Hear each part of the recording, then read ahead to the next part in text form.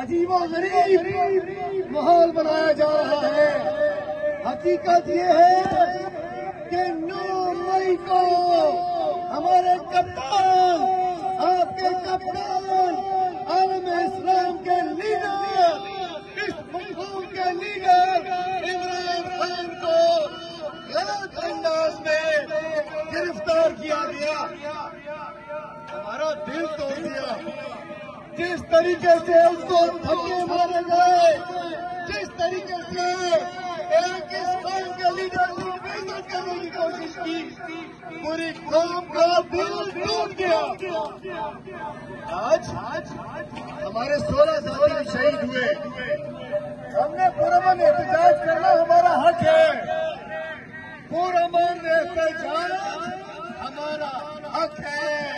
ये हक हमें आइन ने दिया है, कानून ने दिया है। मगर आज इस शहर कराची में 18 मुकदमात पर पुलिस गर्दी की गई।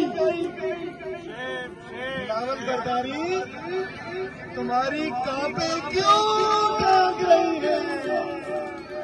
इमरान खान के टाइगर से डर रहे हो? तहरीक इंसाफ के वर्कर से डर रहे हो? ये नहीं चलेगा।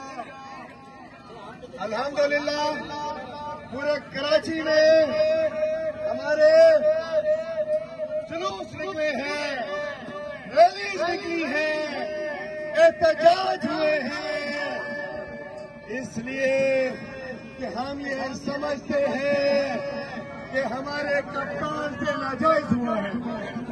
नाजायज हुआ है ना? इमरान खान से ज्यादती हुई है। हाथ उठा के बताओ।